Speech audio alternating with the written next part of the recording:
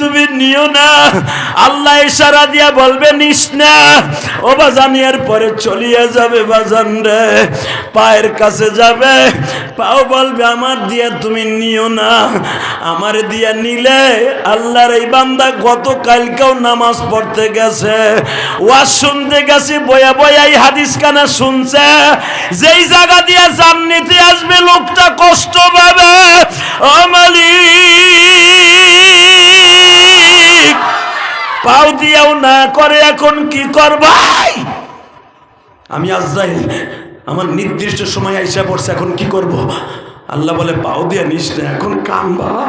ওই লোকটা তুমি হবা, আমি হব বাবা।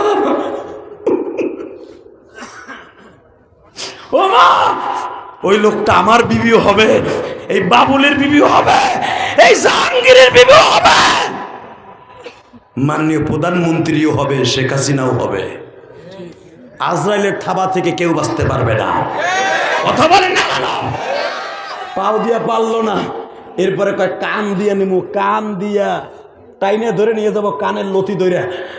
কানে বলবে দেখো, কানে শুনলি না, তারপরও ওয়াজের মাঠে গেছিলাম, নামাজের মধ্যে দাঁড়াইয়া কোরআন শরীফ শুনছিলাম, তুমি আমারে দিয়ে নিও না, লোকটার কাছে আমি অপরাধী হয়ে যাবো। এই লোকটা সব জীবন খারাপ কোনো জিনিস গান শোনে নাই, আমারে দিয়ে খালি সে কোরআন তেলাওয়াত শুনছে, আমারে দিয়ে নিও না, আমারে দিয়ে নিও না।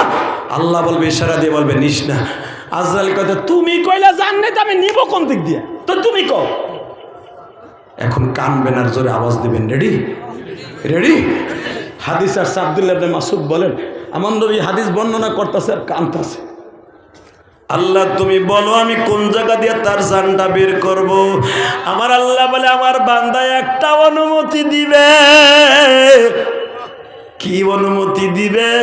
আমার বান্দার সামনে জান্নাত থেকে ওই যে বাইতুল মামুরের ওয়ালের সাথে আমার কালেমাটা লেখা আছে সবুজ অক্ষরে, লা ইলাহা ইল্লাল্লাহু মুহাম্মাদুর রাসূলুল্লাহ। ওই কালেমাটা আমার বান্দার চোখের কাছে ধইরা বয়। আমার বান্দা কালেমাটা পাইলেই ও প্রেম সাগরে হারায় যাবে। ও কালেমা চোখ দিয়া মুখ দিয়া পড়তে থাকবে, ওই ফাঁকে একটা বাতাস বের হবে, নাক মুখ দিয়া টান দিয়া বাতাসটা লয়ে যায়। আমার বান্দা কালেমা পড়বে, কোন ফাঁকে তুই নিবি আমার বান্দা ঠিকও পাবে না। ও বাজান এখন কানবা। হযরত জিবরাইল এইভাবে কালেমাটা তোমার আমার চোখের সামনে ধরবে।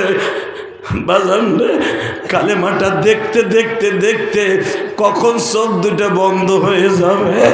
আমার নবী বলে যখনই কালেমা দেখবে তারপরে আল্লাহর বান্দার ঘুম আসে না। এরপরে বলবে আল্লাহ তোমার বান্দা দিয়ে এখনো জানটা দিতে চায় না।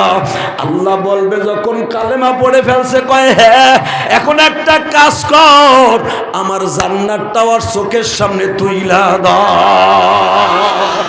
জান্নাতের রুমগুলা গুনতে থাকুক, জান্নাতের বালাকালা টাইলসগুলা দেখতে থাকুক। আমার বান্দা দেখতে দেখতে স্বপ্নের ভিতরে জানটা লয়ে আসবি। ও বাজান জান্নাতের মধ্যে বালাকালা দেখে আর হাসে। ও বাজান ওই লোকটা জান্নাতের দরজা খুলে ঘুরে ঘুরে ঘুরে ঘুরে চোখ দিয়া মুখ দিয়া ঘুরে। আমার মালিকের জানটা এত সুন্দর, দেখবেন শহীদরা যখন মারা যায় মৃত্যুর সময় তারা মুস্কি হাসে। কেন হাসে? ওই যে জান্নাতটা দেখতে থাকে আর হাসতে থাকে, জান্নাতের হুরগুলা নাচতে থাকে। আমার আল্লাহ যে কোরআনে বলছে ওয়ালিমান খাফা মাকাম রাব্বিহি ওয়া নাহান নাফসা আনিল হাওয়া ফাইন্নাল জান্নাতা হিয়াল মাওয়া। তুই যদি আমি আল্লাহর ভয়ে পাপের কাজ ছাইরা দেস, মৃত্যুর সময় কালেমা নসিব হয়ে যায়, আমি মালিক জান্নাতুল মাওয়া তোর সামনে তুলে ধরবো, তোর সামনে তুলে ধরবো।